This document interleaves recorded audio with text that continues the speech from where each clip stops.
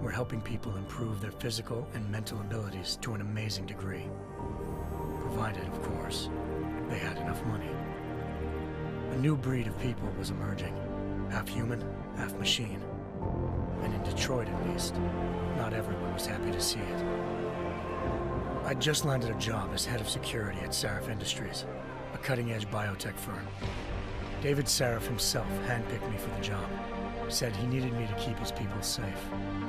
My ex, Megan Reed, was one of them. Brilliant neuroscientist, Megan had found a way to make augmentation safe and affordable for everyone. All she had to do was present her research to Congress. But the night before her big meeting, my security measures failed. A team of Black Op mercenaries stormed into Sarif headquarters, massacring everyone in sight. 3 of the mercs were heavily augmented walking tanks. Their mission? Take out Megan and her team. I tried to stop them, but their leader tossed me through a plate glass wall.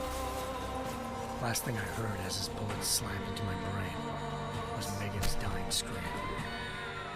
I should have died with her. Only I didn't. High-end military-grade enhancements saved my life. The best augmentation Sarif's money could buy. It took me half a year to get a feel for her. Should have taken longer. But 6 months into my recovery, Sarif Industries was attacked again. This time, by a radical group of pro-human purists. Violent, militant, and fanatically opposed to human augmentation. They claimed to be members of Humanity Front, a non-profit organization that wanted the UN to limit biotechnology research. The thugs broke into Sarif's factory and found machinists working overtime on a top-secret military augment called the Typhoon. Sarif sent me to retrieve it, and when I did, I found one of the so-called purists next to it, wired with cerebral implants, trying to download its classified specs. Obviously, something more was going on. The Aug killed himself before I could question him. Sarif ordered me to dig deeper, so with the help of Frank Pritchard, Sarif's head of cybersecurity, I did. Turns out a second hacker had been controlling the Aug's actions from somewhere off-site. Pritchard and I tracked his signal to a secret FEMA internment camp in Detroit. The Black Op mercenaries were there. The same mercs who'd left me for dead 6 months before. Figured they'd try again when they saw me. It wasn't so easy for them this time. I took out the tank named Barrett, even got him to give me a new lead. A penthouse apartment in China. Of course, we both knew it would be a trap in the end.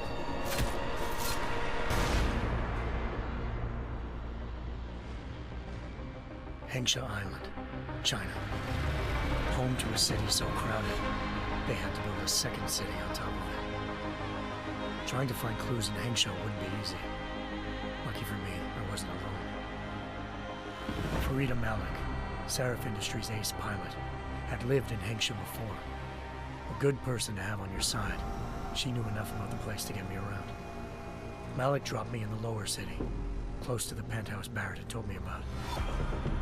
Bell Tower Associates, a private security firm under contract to the Chinese government, had agents tossing the suite when I arrived. Just not for the reason I'd been expecting. Turns out the man who lived there was a criminal hacker named Van Bruggen. The same hacker who'd been remotely controlling the Aug in Sarif's factory. Van Bruggen's panicked decision to force the man to commit suicide had been a mistake. Now his mercenary partners were gunning for him, and I needed to find him before they did. Locating Van Bruggen meant playing nice with the Triads, Hengsha's organized crime lords. They had the hacker holed up inside a low-rent capsule hotel. By the time I found him, Van Bruggen had no qualms giving up the woman who hired him. Zhao Yunru, president of the Taiyang Medical Corporation. According to Van Bruggen, Zhao wanted to monopolize the augmentation industry and had hired Black Op mercenaries to destabilize her competition. Sarif Industries was at the top of her list. To prove this, I needed to get inside TYM and grab a surveillance hologram off a server. I suspected Van Bruggen was hiding something when he told me this. but nothing could have prepared me for what I saw. Megan wasn't dead. She and her 4 best researchers had been kidnapped, spirited away somewhere while their kidnappers made it look like they were dead. Desperate to learn more, I confronted Zhao in her penthouse. She claimed to be a pawn in a bigger plan, and hinted at a group so powerful it controlled global interests at a whim. Then she slipped into a panic room and hit the alarm, forcing me to make a very quick exit. I figured Zhao was lying, but part of her confession made sense. David Sarif had been worried about his people. So worried, he'd required all of them to have subdermal locator devices surgically implanted. The GPOs would have been broadcasting the day of the attack. But Zhao said a single call to Picus, the world's leader in global 24-hour satellite news, had turned those signals off. I needed to fly to Picus headquarters in Montreal if I wanted to learn more.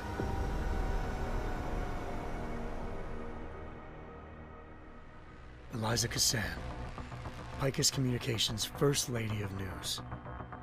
Malik thought I was reaching when I told her Eliza was involved in this. The world's most famous news anchor, working with a mercenary hit squad.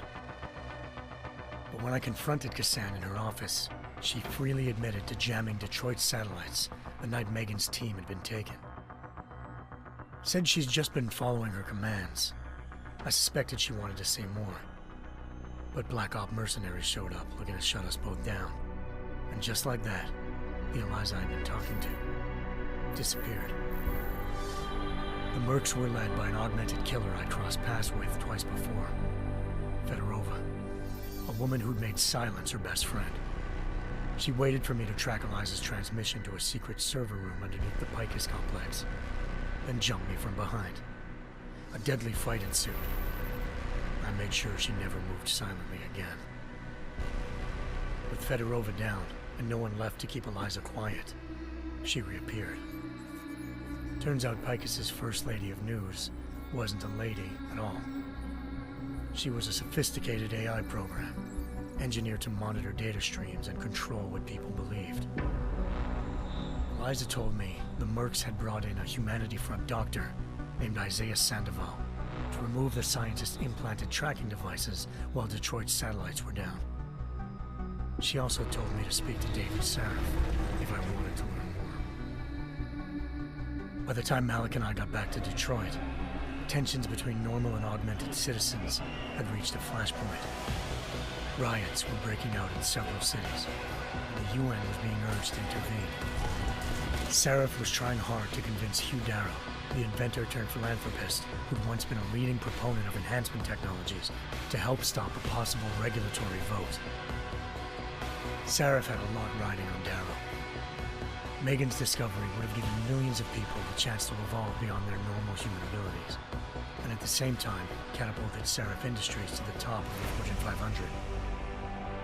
According to Sarif, Megan's kidnappers knew this, and didn't want people evolving unless they controlled how it was done. He called his enemies Illuminati, and urged me to keep searching. Determined to do so, I tracked down Sandoval via America's most outspoken augmentation opponent, Bill Taggart, Sandoval's boss and founder of Humanity Front. Sandoval admitted to operating on Megan's team when I confronted him, but said he hadn't removed their GPLs. He'd merely switched them to a different frequency. Pritchard was able to trace one of the signals to China. Malik and I immediately took off in pursuit. Unfortunately, the Illuminati were one step ahead.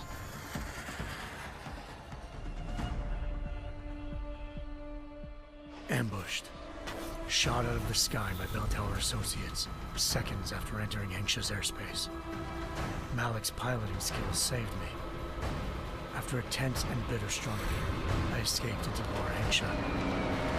The tracking signal I was following led straight to the Triads, or more specifically, to the augmented arm of Tong Si-hung, leader of a gang of augmentation harvesters.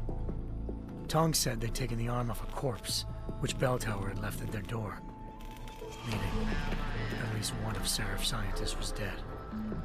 Maybe not the rest of them, though. Tong pointed me to a port used for human trafficking and helped me slip aboard a bell tower ship. It was sailing to Rifleman Bank Station, a military base in the South China Sea. Bell Tower was holding kidnapped civilians as prisoners there, and using them to perfect the Chiron Project, a human-computer interface that left most of its test subjects dead. My search for Megan would have ended then, if not for a mysterious ally named Quinn. In exchange for my help exposing Bell Tower, he slipped me aboard a second ship headed to Singapore and an Illuminati-run biotech facility called Omega Ranch. 3 of Serif's scientists were there, forced by their captors to create a technology capable of remotely shutting down augmented abilities. Thanks to an emergency recall notice issued by the World Health Organization, millions of people all over the world already had the biochip installed.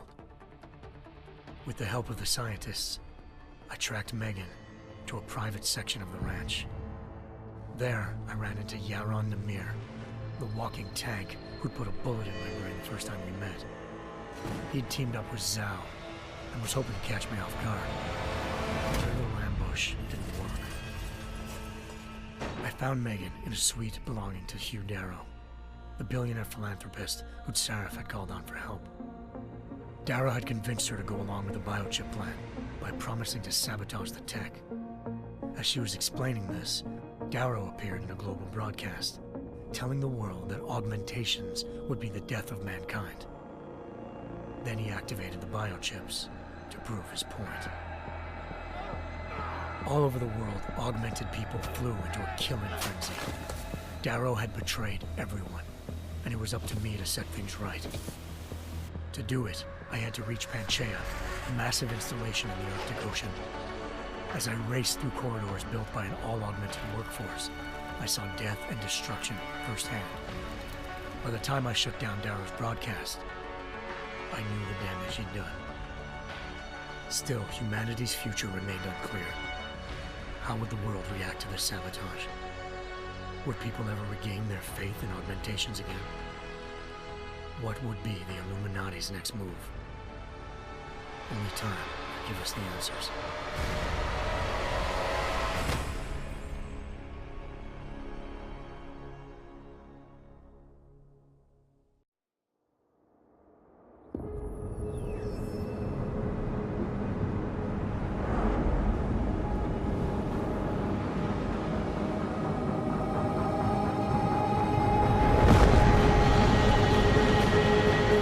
I once thought I could save the world.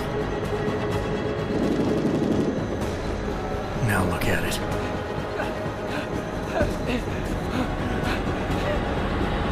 In yet another augmented terror attack, 251 passengers aboard Sister Airlines Flight 451 were killed when an augmented passenger broke into the plane's cockpit and ruthlessly butchered its flight crew.